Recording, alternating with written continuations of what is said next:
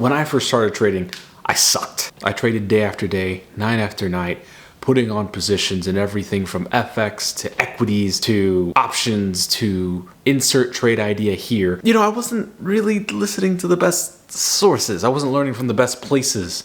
I was listening to a bunch of influencers and guys that would say things that were crazy in hindsight. Things like, what do I mean by that? Look, I need you to pay very close attention when I say this to you. All you have to do is buy my first, second, and third course to get access to my signals, which I will then use to help teach you how to make me more money. I found myself kind of stuck in this loop. I was finding myself producing incredible gains, triple, double, statistics up on the board, days and days of incredible profitability and risk management, only to be followed by a day or two of extreme losses, bringing me right back to where I began, or worse, losing money, losing hard-earned accounts. I feel like so many of us are in that space where we perform super well, do all the things. We feel like we're going on the right path, but we just can't seem to break through a plateau. What's the fix, Aaron? You have to recognize that you're in a cycle of losses. Make a new cycle. The profit cycle.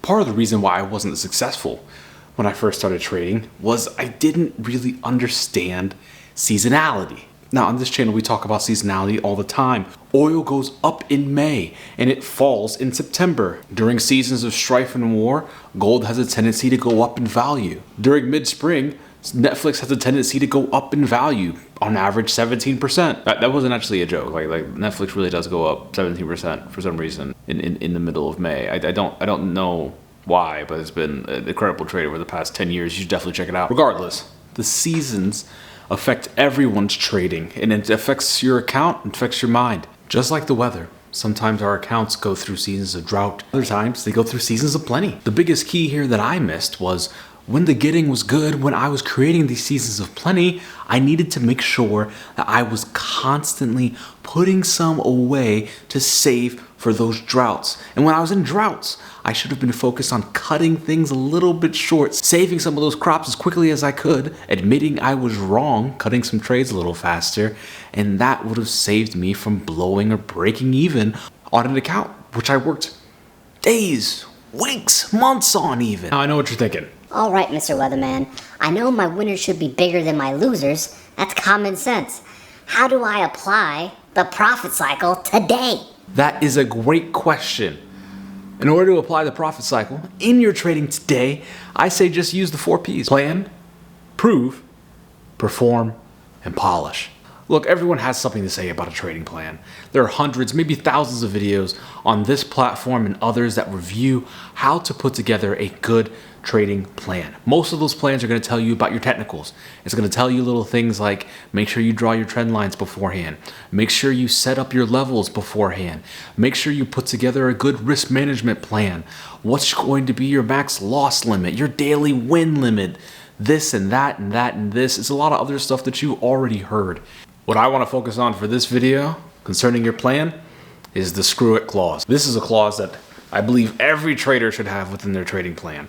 It is the inevitable portion of the puzzle that we don't think about when we're writing things out. This clause is something written on paper where we take a look at what happens when we inevitably are trading on a bad day and we think, screw it, I'm just gonna take this trade. Screw it, I'm gonna hold this thing a little bit longer. Screw it, I'm gonna cut when I know I should hold. We begin to articulate these things by writing them down on paper, Google Doc, Notion, in the air, sky letters, Braille, whatever.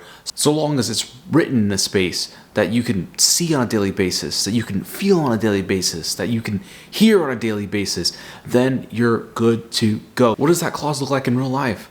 Well, for me personally, I know that when I trade and I find myself on tilt, when I hit a losing streak of 3 trades, when I break a trading rule, then I have to take action, and it has to be specific action in those moments. For me personally, the screw it clause is in my trading plan as a response to some ongoing issues that I've had for over 7 years in trading. When I get a bad feeling in the pit of my stomach that tells me, hey, maybe you shouldn't be in these markets, and I stay, that doesn't result in anything positive. So what do? I write about it and I prepare for it beforehand. And these rules, these ideas, these aren't things that I've come up arbitrarily with. These are things that I know from my statistics from night trading. I know that statistically when I lose 3 trades in a row, chances are that's not going to be a positive day. I know that if I take a trade in an area 2 times and I lose that trade twice, then maybe I should give up on that idea. I know that if I haven't hit a workout in 48 hours prior to the session, I probably shouldn't even be coming to the markets. All of these things are super specific pieces of my plan that I write down on a daily basis to make sure I'm constantly aware of where I'm at mentally. Now, I get it. You might be thinking, Aaron, that's great, but I don't really know my triggers. Sometimes I just see black, and then when I wake up, my account's in the red. if that's the case for you, then that's all the more reason you need a screw it clause in your plan. In order to clarify what your triggers are so that you can write out your screw it clause in your plan appropriately, what you need the second piece of this puzzle. You need proofs of concept. You need to prove to yourself what works and what doesn't. Some kind of new perspective. You want to be able to look at things through different eyes and determine, hey, maybe you should change the way you've been doing things. I know from my own experience, when I'm looking for confirmation, I look for a 10-point close on the NASDAQ before I press buy or sell. In that same way, we have to be looking for proof of our own strengths and weaknesses. You can explore this proof, you can explore these ideas, you can explore this confirmation by journaling about it. Here's a challenge. For 5 minutes, put this on a timer. Write about a time you blew an account or lost more money than you should have. And ask yourself, what happened in the moments before this trade, the morning before this trade, the week before this trade, this session, that made me lose this massive amount of money? Was I not confident in the position, so I didn't put on a stop loss? Was I chasing? Did something happen in my personal life? Did work call just before the session? After you write for those 5 minutes, take a moment, summarize what happened, Twitter style, 280 characters max, and share that revelation in the comments below, to the chat to the side, and like this video. It really helps us with the YouTube algorithm. Back to the plan. If you need more help with journaling prompts to find your proof of concept, then I suggest you use some of the free resources available, not just here at TradeDelicious, but on all the incredible sites of partners of ours, friends of ours that we've made over the years. One man I admire incredibly is a guy by the name of Jared Tendler. His website includes a whole host of worksheets that you can use to understand a little bit more about your trading. I always suggest to people that they write out first the fear worksheet and then the greed worksheet to further dive deep into their proof of concept to help build their screw it clause. After gaining this proof of concept in your mind, after doing the necessary work, the hours of journaling, the hours of reflection, then you could come back and return your mind to the charts. Markets have a tendency to give us confirmation when we are able to see things clearly and understand what we are after. Once you receive that confirmation, once you prove that things are going according to plan, then it's time to perform. The performance component of trading is heavily dependent upon the strength or weakness of your will. It's easy to say, plan your trades, trade your plan, but when it comes to execution, oftentimes traders hesitate to press the button when they know they should, or they overtrade on an idea because they're so confident that they can be right that they're not focused on the money. But when it comes to execution, many traders hesitate, or they become overconfident, convinced that they don't need risk management because they are right. The fix for both issues is the same. Remain aware of the triggers that we discovered in proof of concept and integrate them into your plan. On top of all that, you have to get a ritual. Oftentimes you'll hear traders on this platform and others compare trading to professional sports. Why?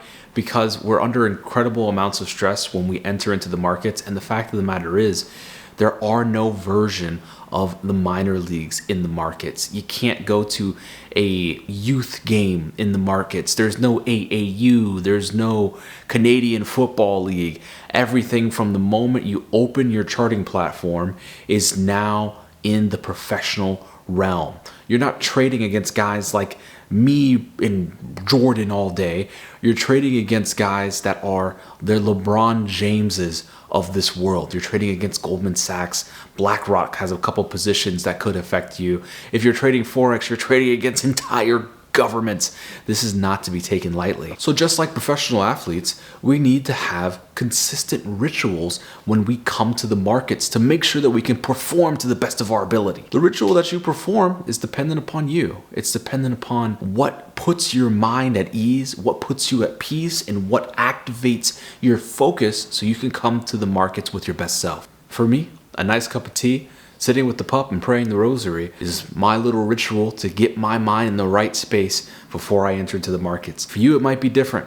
It might not be tea. It might be a Red Bull. It might not be a Red Bull. It might be coffee. It might not be sitting with the pup. It might be reviewing the scores from last night's game. It doesn't matter what the ritual is, so long as the ritual helps you find that peace, find that motivation, and find that focus so that you could come to the markets and press buy or sell and not regret placing a trade that wasn't a part of your plan or planning a trade that wasn't worth planning. Once you've got all that done, it's time to polish things up. Now that you've spent all this time putting together these items, you've planned things out, you've given yourself proof of concept, you've performed to the best of your ability, now we can come back to our journals and figure out, what did we do well? What did we do poorly? At the end of the day, this profit cycle doesn't just orbit profits, it circles around the trading journal. When it's time for you to polish your trading, your profit cycle, what you're going to want to look at is a few simple questions. Things like, did your plan play out? Why or why not? Did you ever experience some tilt? Should the plan be adjusted moving forward? The whole purpose of the polishing stage